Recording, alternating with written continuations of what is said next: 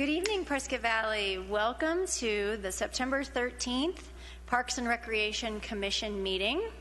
We're pleased to have you joining us this evening, and we're going to start off with roll call. Call to order and welcome. Yes, ma'am. Roll call, please. Commissioner Frayer. Here. Commissioner Trevini. Here. Commissioner Brinkman. Here. Chair Tissot. Here. Commissioner Fallman. Here. Commissioner Polican. Here. Okay. Polican. My apologies. Great. And Commissioner Avalos is absent. Excellent. So let's look at the approval of agenda. Are there any additions, comments, corrections? I think it's an absolutely excellent agenda, and I'd make a motion to approve the agenda as written. I'll second that motion. Excellent. We've had a first and a second, so all in favor of approving it as it is? Aye. Excellent. Now we've got the minutes from August 9th in our packet that we need to approve. Does anyone have any comments, questions on that? I think, again, we have an excellent set of minutes from the August 9th regular meeting, and I would make a motion to approve those. I'll second it. Great. All in favor of approving the minutes of August 9th, say aye. Aye. Aye. All right, it's passed. So, Brian, you're up. Announcements. Yes, and I apologize. I'm going to start off the meeting with bad information. Bad. I'm sorry about this.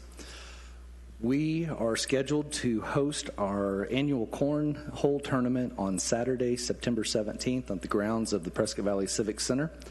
At this time, this announcement, unfortunately, we are at very low registration numbers. We're hoping, based upon additional promotions that have been given, that we have the registration numbers that we need to have as a minimum to move the tournament forward. If not, we will be postponing. We will not be canceling. We will be postponing those. A number of different factors have come into play. Largely a very high cash purse tournament was put on the calendar a couple months after our event was scheduled with the event. And then in addition, some of our teams that are in leagues have professional obligations during a very large community event being hosted in town. So there are a number of different conflicts that are impacting this right now. We have some very exciting plans that we'll be able to announce in the future once they come to fruition, if we find that we need to postpone our tournament. So we'll be looking at a tailgating opportunity in conjunction with a semi-pro sports activity. Nice. So that's what we're going to be working on, and hopefully our partners and us can come to great terms and be able to move an event forward. So that's Any what we're idea looking on when at there. that announcement would be? Once that is available, once we make a determination, our ultimate timeline will be Wednesday at midnight of this week. Okay. Based upon those registration numbers. If we hit our minimum, we're moving forward. If we do not, we'll be looking at the postponement and then working with our partners to finalize then that date and location, and then we'll be ready to go with those promotions then. So very excited no matter which direction we end up heading. What is the minimum and how many are registered currently? Currently, when I left the office earlier this afternoon, I received an update that we had 9. Our minimum is 22. Oh. So we're at 50% of our minimum. Yeah. In doing that. But those other factors make a heck of a lot of sense. We understand those things, especially when 1/3 of our league play is out because of professional obligations during another event. That makes a lot of sense too, and we've had a couple other folks respond to our direct reach, and they have indicated that they are destined for that other tournament, and we said good luck. Bring home some good cash. So that's where we're at right now. So I just wanted to provide you with that update. All other activities, and we'll transition right into the next one. Our Theater on the Green concert, also on Saturday, September 17th. This is a free concert that will be featuring South of Winslow. This is an Eagle tribute band. They have a great following, produce some really good tunes out there. They will come on stage starting at 3. Then their opening act is Cross-Eyed Possums. This is a youth group, originator of their own music, a lot of tunes in regards to blues and rock. So we're very excited to have those young people up on stage opening up for South of Winslow. Again, this is free, no admission whatsoever, no parking, no cost at all. Come and enjoy. We will have concessions made available, so there is beer, food, and beverage, so come and enjoy yourselves, as well as prior to that event, come on out and make sure you register with our community partner, the Boys and Girls Club of Central Arizona, for their annual Wild West Mud Fest that'll be taking place. Their flight runs start at noon, go through 3. As you see listed there, a concert goes from noon until 6. They have a variety of different age categories to sign up in, as well as special groups. They have elite waves, which are those high-endurance runners and jumpers and mud sloppers and everything else you can think of. Adults, children, teams of 4, as well as then also a family package there to make it affordable for everyone. If you'd like to register, please visit them online at wildwestmudfest.com, or you can give a call to the office at 776-8686 and talk to Kristen or her email there down below. That's how you can register and get involved. And this is our community partner that we work with, the Boys and Girls Club of Central Arizona, which work out of our facility there in Mountain Valley Park. So this is a fantastic, fun activity, and I've been an active partner in helping organize and run their events since its inception. So we're very glad that they're operating, and that's part of that partnership is our concert as well with those fine folks. So please join us. Saturday, September 17th is the place to be, right here in doing such. In addition to that, our last announcement will be for our Artist Studio Tour. This takes place Friday, September 30th, continues through Saturday, October 1st, and Sunday, October 2nd. The activities will take place between 10 a.m. and 4 p.m. The studio held here in Prescott Valley will be at the Civic Center. It'll be on the 3rd floor. It'll be in our community room, our activity room, and our conference room located throughout that 3rd floor at the Civic Center. So I encourage everyone to come out. Lots of fantastic artwork is currently on display here at the Prescott Valley Library through our public art display. So if you have the chance this evening and leading up to this event, I encourage you to come. All the artwork is for sale. A lot of custom work, jewelry, 3D, 2D, you name it. A lot of very talented folks. You can visit with us online, get a direct link, or visit the Mountain Artist Guild's website. You'll be able to download a map of all the various studios that are within the Quad City region. I encourage you to consider that, and no less, visit with us, please. Again, Friday, September 30th through October 2nd, 10 a.m. to 4 p.m. each day, Prescott Valley Civic Center, 3rd floor. Any questions? Okay. Once again, just a wonderful selection of community events. And I have to say, with the cornhole tournament, I didn't realize we had so many professional teams in our area. So that speaks very highly to the league that we've ran and the tournaments that we continue to sponsor to support that growth. So good job. Next item is the department update. Brian, we've got your director's report. Anything in particular you want us to note? I have nothing at this time to highlight, but I will be happy to answer any questions related to the department or my report personally. Any comments from anyone? Questions? Very good. Another well-done month. Chairperson's report. So that's my opportunity to let everyone know that this is actually going to be my last meeting where I am the chairperson. Some opportunities have come, and I'm taking some time off and away from the area. Pat Frere will likely, as vice chair, he'll likely be moving up into the chair position. So he's going to do a fantastic job for everybody. I'm confident of that, and I appreciate the help from everyone that I've received these last 2 months. And you all are wonderful to work with, so thank you all. I also want to make note, in our packet tonight is park tour. You can see that there are suggested dates for October 15th or the 22nd. Time frames potentially 8 to 10, so that you can have your afternoons available. That's the suggestion on the table right now. Staff would be looking for your guidance in regards to the list of potential parks. I'd recommend at least 2 or 3 to just be able to fit within that window. We can go ahead and list 4 and list that as tentative, so that if there is additional time that permits, we could go ahead and travel to make those accommodations. This is not a listing of any priority. It was an opportunity. The first half of that list indicates ongoing projects or recently completed projects for your review. And then also there were a list of parks that were commented on as other possible locations. We can easily integrate them however we choose, whether it be a progress review, a progress review, or the addition of an additional site. So we just look for that feedback of your top 4, with number 4 being tentative, and then confirmation of the time frame, again recommended of 8 a.m. until 10 a.m. And the time. Does anybody have any comments on the dates that would or would not work for you? Personally, for me, the 15th would be better, but unfortunately, my early mornings are taking up coaching, so Yeah. Afternoon would I actually second work that better one. for me.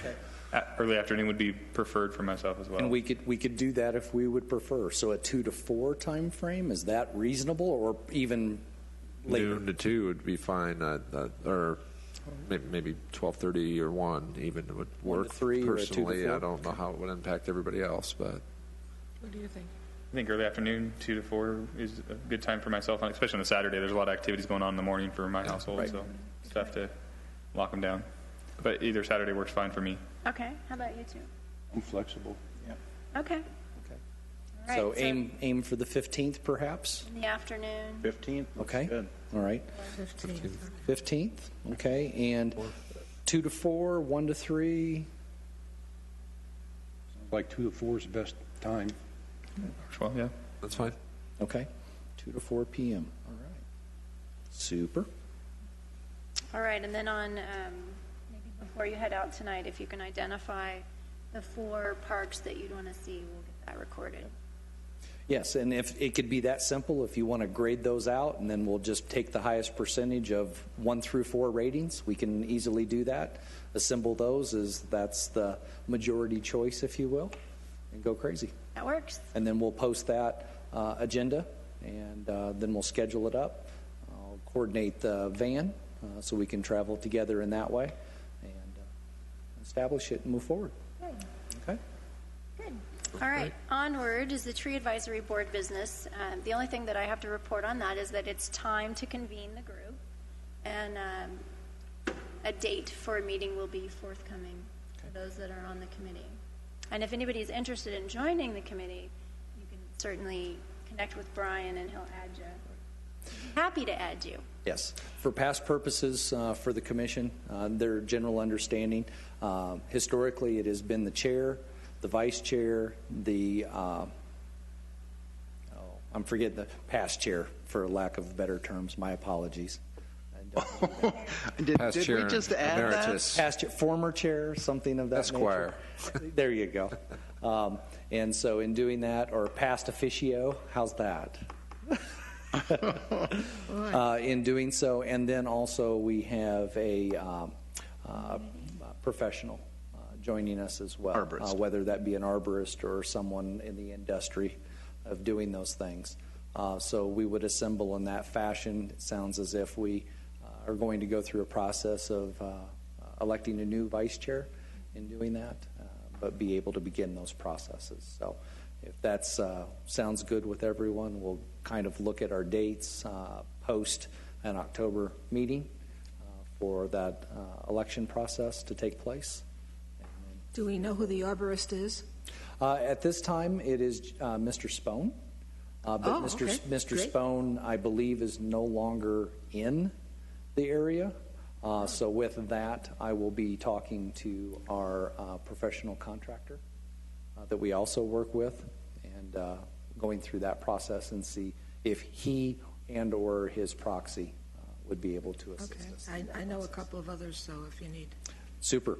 And also some outreach we have. I know there's a gentleman, I do not know what his certification status is now, but Mr. Diller Yes. is a possibility That's as well. one of them I would have suggested. Yes, ma'am. So that'll be part of that process, what we'll be working with.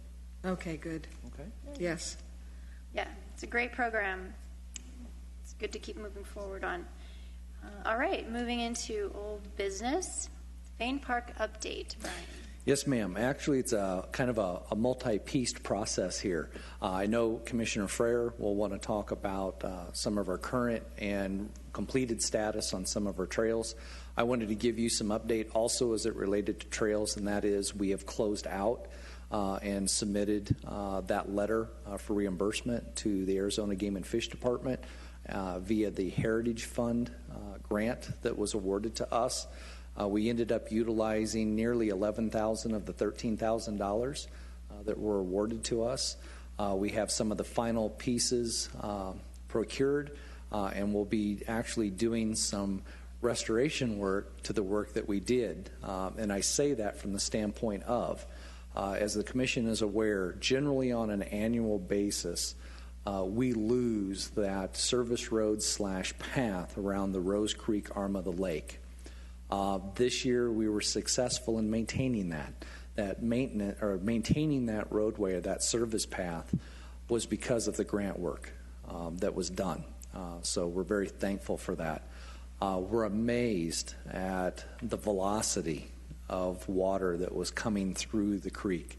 The concrete road barriers, median barriers that you see during construction projects on the highways and stuff, the water flipped them. Ooh. The levels of sediment that were captured in the creek have been phenomenal.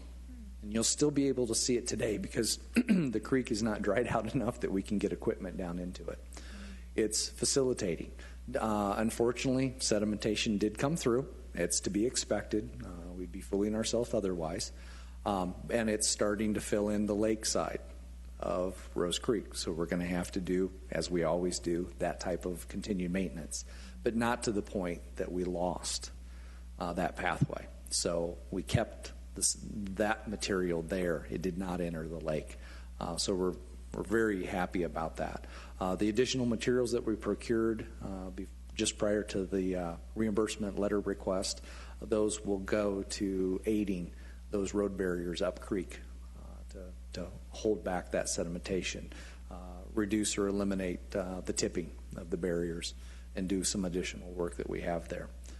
So we're very happy about that process, and we've completed our grant work there. And that was in partnership.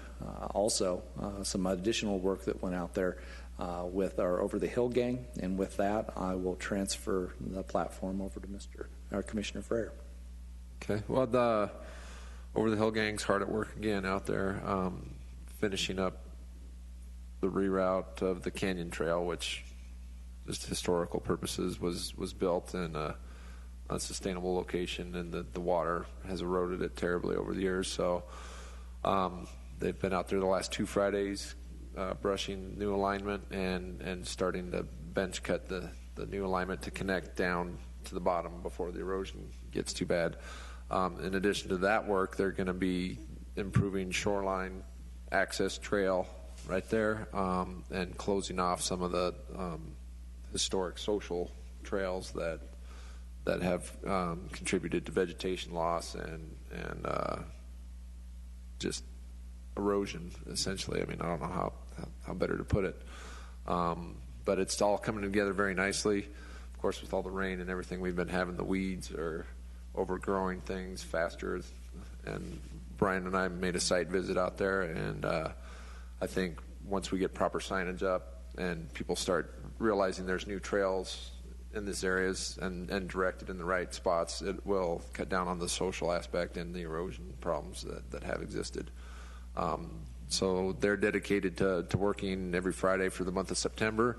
Of course, if there's any members of the public that would like to spend a Friday morning helping those gentlemen, they are more than welcome to. They can show up on site at 8 a.m. at Fane Park, and they have on-site foremen that will direct you in the right path.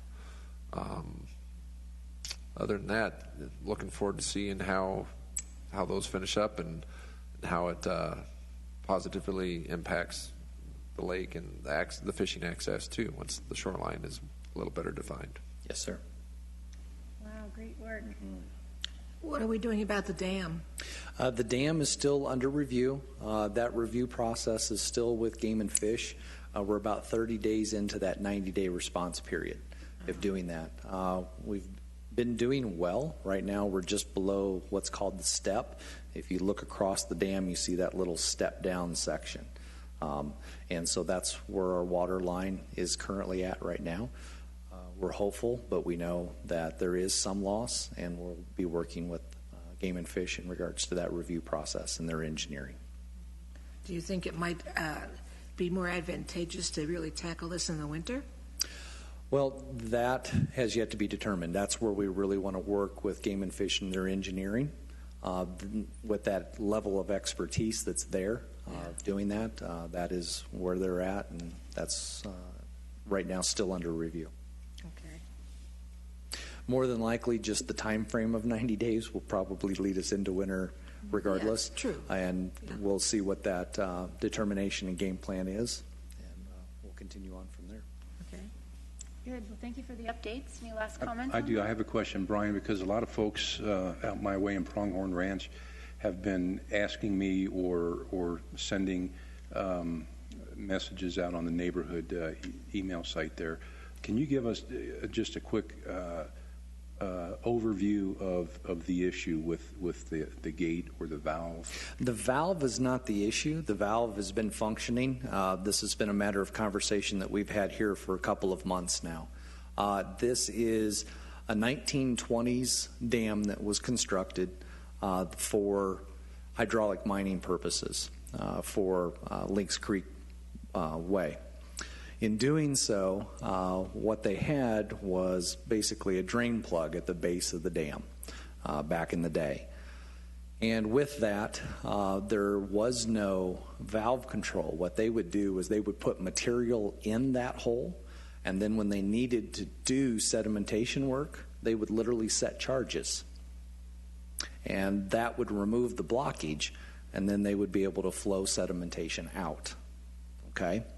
So with that, what has happened, and that was literally, there was blockage up on the lake side of the dam when we began this process now 6, 7, 8 years ago when we did our first sedimentation removal, because the sedimentation had reached a level in that lake where it, in some cases, was only 2 feet below the water surface.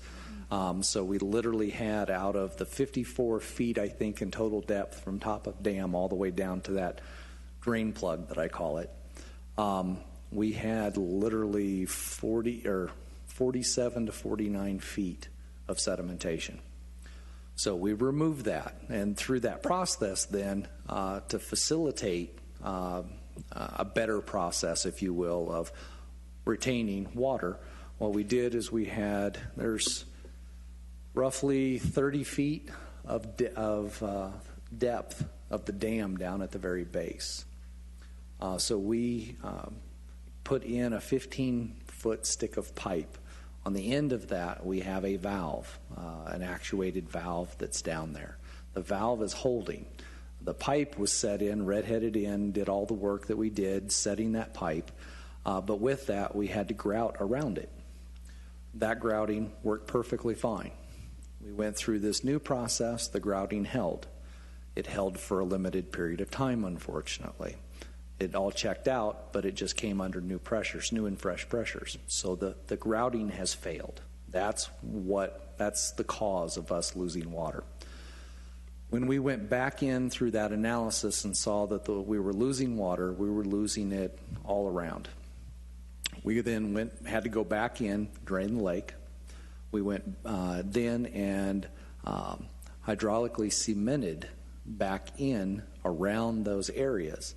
We had found that it took place, we actually put about 1.5 yards of material in until it started flowing back out at us via the pipe. So we had what we believed at that time full containment of doing such.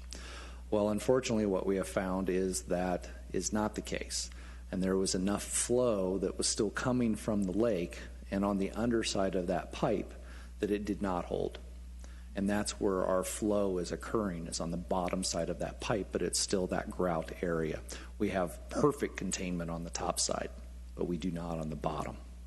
So that is part of this review that we're going through, is trying to find if another step of this is acceptable or not, and if not, other methodologies to incorporate. And so that's what we're working with in our partner of Game and Fish, because they recognize Fain Lake as a very high prioritized public fishery. Okay, as we went through this process a couple of times, and once the water comes back into the lake, it needs to go through, for lack of better terms, the stabilization period. They come out and they test it. They look at sedimentations, stabilities, pH factors, a number of different elements that they have to take into consideration before they restock the lake. That has always happened. But now with the continuation of loss, they don't want to make that kind of investment. Smart on their part. I would not either, until we have containment of the water so that it's reasonable. Historically, we've always lost water. It's been part of that process, but in this case, it's more significant. So is there any fears or anything like that? Absolutely not, but we need to come up with a solution that works so that it can be the fishery that it has been and should always be. So that's our game plan. That's what's happening. But as of right now, with it being September, again, we're in 30 days of that 90-day window. We're looking at November, December as that time frame in which we'll have some feedback. Whether we like it or don't like it, we'll find out and see what's the appropriate next step at that point in time. Thank you. Great update. You're welcome. And Brian, there's no opportunity to, I mean, I would imagine the dam's a historic structure, so there's probably Yes, sir. regulations around what you can and can't do to it. But That is correct. there's no opportunity to resurface it or anything to stop this kind of stuff. Yes, as of right now, that is part of all of that review. So you have a Game and Fish, you have Arizona Department of Water Quality, dam safety, you have a variety of different factors that are having those conversations, if you will. So we've put it into the arena that it needs to be, because what we thought we had, they were very accepting of that process. Now they're saying, okay, you definitely gave it valiant effort in regards to make those things happen. You still may be right, but let us look at it at another level and go through that process, because they're with us. They want to get the lake back online in doing so, but they want to do it so that they have confidence. Absolutely. Makes total sense. And Yes. I trust that you and your team are 100% on top of it. So thank you Appreciate it. doing that on our behalf as citizens. Yes. Bob Edwards Park update. Yes, ma'am. Surprisingly enough, even with all of the monsoon action that we've been having, our contractors reported that they are only requesting 5 days of delay time due to the weather. They are turning and burning. Matter of fact, they're pouring concrete. So you have walkways, curbs, all of those things are in process. Our athletic field lighting contractor is scheduled to be with us towards the end of this month, first part of next. So the electricians are going like crazy. Soon following that will be our irrigation team, all of those good things. Once all of that underground work, per se, in that area is taking place, then you'll see topsoils coming in and placed and compacted and all of those fun and wonderful things. So literally, we're practically right on schedule for that November ribbon cutting date. So we're still holding fast. We're not announcing it yet, but we're going to continue the efforts that are there. Everything's falling into place the way we're anticipating it, and we're very excited and strongly believing that November will be the time for the opening of Bob Edwards Park. Brian, how many acres? 5. Bob Edwards is just under 10, I believe. I think 9. Yeah, 9.87 or something to that number. Yes. Thank you. And You're welcome. The turf is going to be seed or sod? Seed 100%. We generally find that our playability can happen a lot quicker for us, and an overall better playing surface in doing so, because we don't have the gaps or any of those things, and continued management of trying to bring that online. Very good. Okay. Well, it's exciting to see the progress. You can see it from almost every road. You can. It's wonderful. Movement they're doing. It's pretty great.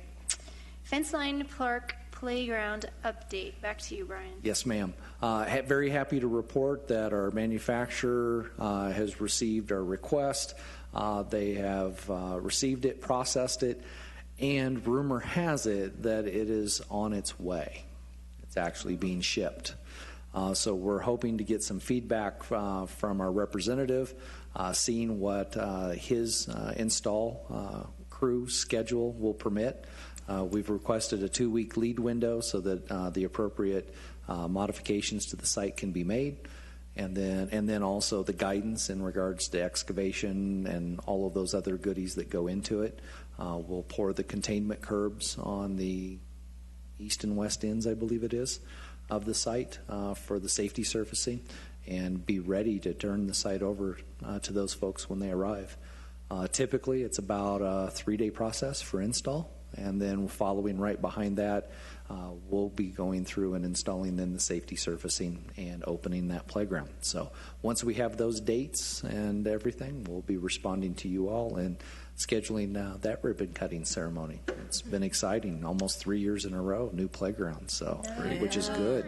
Yes. I like to say that Jason did a really good job with us last month, showing us all the different sites that we could choose from. Right. I'm sorry. Yes, but it's nevertheless. No, it's nice to good job. have good folks behind you that can help out when you're not able to be there. So thank you, and I appreciate your reviews and comments to staff and selection. May I say that you were missed, but I won't. Okay. Oh. All righty then. Annual park tour scheduled development. Is that different than the park tour? No, ma'am. I think you got it there. So thank you for taking the lead on that. When do you want to decide what we feel is most important? Just mark your numbers on there, and we'll collect at the end of the night. Okay. And can share with everybody which ones had. So the if we highest scores. if we value judge or prioritize your top 4, then And just then erase all them us. after I was. Oh yeah, I can do that commented too. much. Yeah, sure. Can you put your name at the top for me? Okay, I'm going to put, let's see, Pat. So, but yes, once we do that, we'll assemble those tops and create the schedule from there. So, super. Very good. Item new business. Town ordinance update on unmanned aircraft. Yes, ma'am. We will need to be updating town ordinances as it relates, specifically in this case, to the utilization of drones. This is Senate Bill 1449, in which the state legislature has indicated that a community will indicate a park location for the operation of remote-controlled drones. So, with that, I have brought that. I can electronically submit that to you as well. But ultimately, we need to have a discussion as it relates to providing that area of determination. Staff has kind of gone through that review process. Our recommendation to you are 2 sites for consideration. One would be the athletic field section only of Antelope Park, off of Power Drives across from Coyote Springs Elementary School. That would only be permitted based upon no utilization of the athletic field for everyone's safety there, that location. The recommendation for that area is because it is not adjoining to a residential area, okay? So that we have the sanctity of everyone's backyards and noise factors and all the other little goodies that come along with that. I have a question in regards to that, the unmanned aircraft.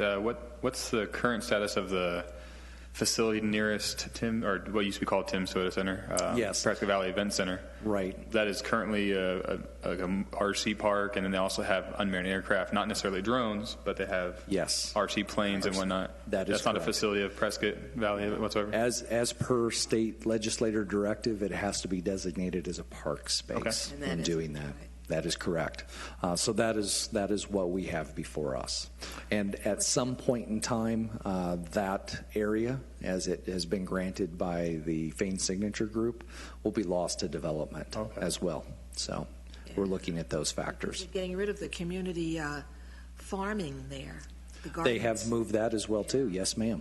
Right. Yes, ma'am. So that is part of the process. So as I indicated, Antelope Park in that section of the athletic field is one location. A second location would be down at Fain Park. This section would be the north side of the 4th Street roadway on the non-lake portion or the non-active side of the park.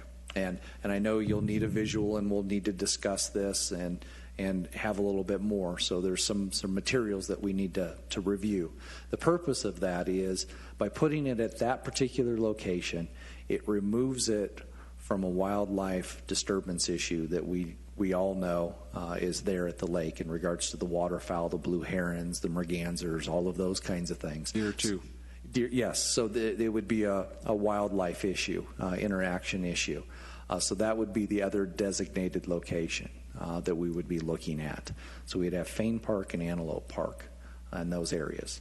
The nice part about Fain Park is there would not be that limitation if there is athletic activities going on. So it would be a permitted use during park hours and days. So that would be the fringe benefit of having it located at that area. So Does the state law define that the drones have to be flown within the park and the drones be flown from the park and then outside its boundaries? I mean, it would is be that defined in there? It would be within that designated, and we would delineate that in the town ordinance as well. And there's a height limitation on the drones as well, isn't there? Yeah. And so all of that is a matter of law, so we would not be superseding that by any means. And so that would be part of also then the legal review for then moving that recommendation forward to council. Yeah. And our department will handle that. Antelope Park, that field is all fenced.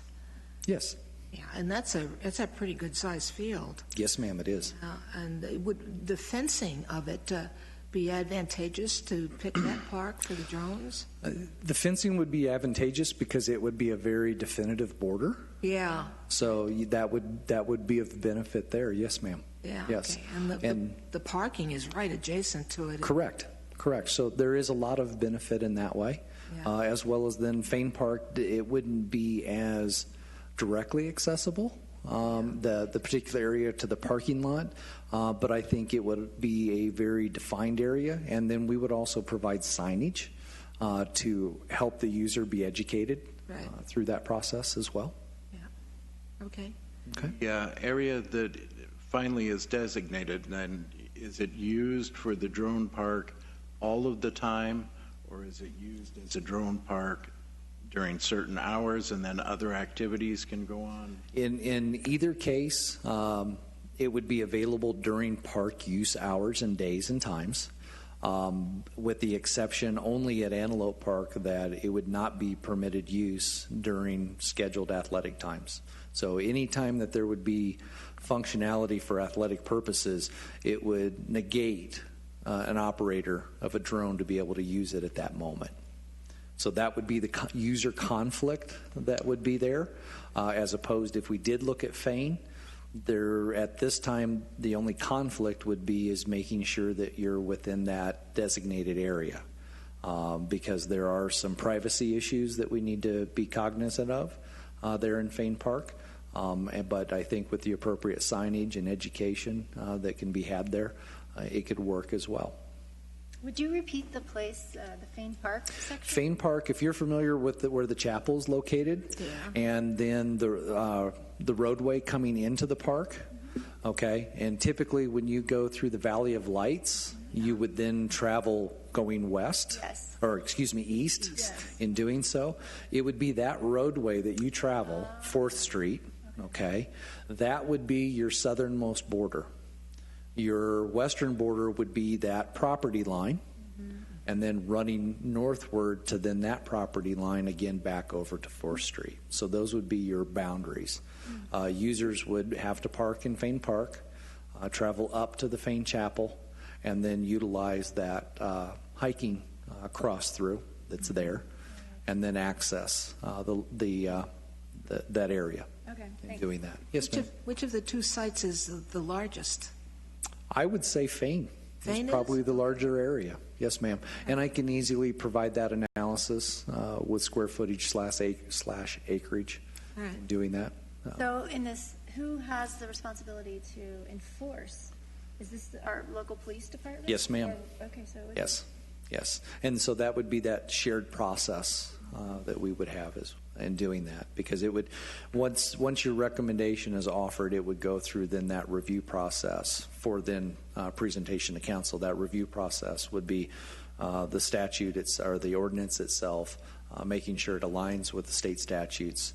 Then policing review, just like they do with all of our parks and those kinds of things. It would be part of that. We would be going through the process of the education, the signage, all of those kinds of things, and making that happen. And then, being that it's ordinance, it'd be presented to town council for a couple of reviews, work study, and then potential adoption. In doing those things.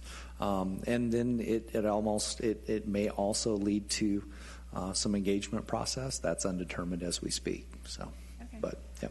but this is our charge. It is our responsibility to facilitate this and go forward. Is there a date that we have to have this complete by? There is no due date, but I do not want to waste time, especially it relates to the enjoyment of those users. Right now, we don't have that restriction, that statute or ordinance current, so we need to be doing that. Okay. So ultimately, what I'm hoping is, what I'd like you folks to do is dissect the recommendations. We'll have some review information and materials. Commissioner Fallman was asking in regards to what are the spatial allotments that are being considered here. So we'll do that. And then after that, then we'll continue to work that process and go forward. And looking for your recommendation in October. Brian, do you think it would be a good idea if you're going to tour the parks, we take a look at these two sites? There could be that potential, yes, ma'am, without a And we doubt. would have a better idea of what Yes. they are. I mean, I know the commission has been to Antelope, and as you indicated, it's a very sizable area. I will provide the graphical information anyway. If Fain Park is selected, that could be an easy part of that conversation as well in site review. So, yes, ma'am. Okay. And Fain is one of the options on your park tour list, so. Yes, ma'am. Yep. Feeling compelled, mark that one down. Okay. Good. Cell tower inquiry. Yes, ma'am. I just wanted to bring the commission's attention that we have received new inquiries in regards to cell tower installations. The two sites of interest have been George Anderson Park and then also Casa Park there on Manzanita Circle.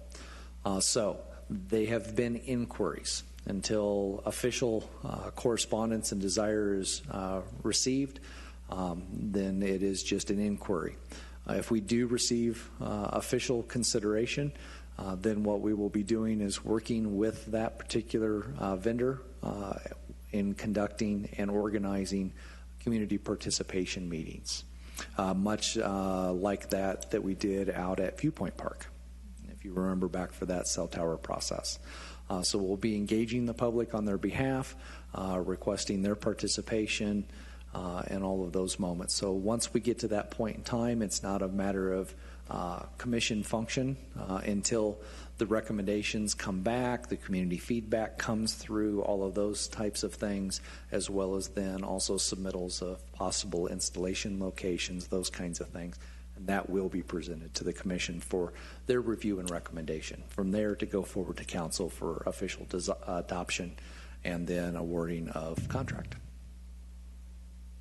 Very Okay. nice. Any questions, comments? Okay, good. Thanks for the updates. You're welcome. Are there any other? I don't see any other agenda items from anyone. So, and there are no unscheduled public appearances this evening. So our next meeting will be Tuesday, October 11th at 6:30 p.m. here in the auditorium. We welcome anyone who'd like to attend and join us for that evening. And that brings us to our last agenda. Oh, One additional item will be our October 15th park tour at 2 p.m. With that scheduled to be announced. Okay. Is that an action? Before we move to the last item, I would just like to say that we're going to miss you. We wish you nothing but success and maybe a little fun thrown in there too. But we're going to miss you, and maybe one day you'll be back helping us. I think there's a good chance of that. We certainly hope so, and learned a lot from you in your two meetings here. So. No, Michelle You're on, has Pat. Make it contributed your own. for years. Yes, she has. so- Yes. Oh, you guys, But thank have you. fun and be safe and enjoy. I'll send you postcards. Send pictures. Definitely. And postcards and pictures. Yeah, so thank you. May staff make one request before we adjourn? Could I have a motion for acceptance of the October 15th date at 2 p.m. for gathering for the Commission's work study of a park tour? I'll make that motion that we gather for our park tour on Saturday, October 15th at 2 p.m. at the I'll Civic Center. second. All in favor? Aye. Great. So mark it on your calendars. And the last item then will be adjournment. Any motion on that? I'll make a motion that we adjourn this meeting. Second? I second that motion to adjourn this meeting. Very good. All right, Brett. Well, all in favor? Aye. Great. Thank you very much, Prescott Valley, for joining us this evening. It's our joy to serve as this commission, and we encourage you to get out and play. Thank you. Okay.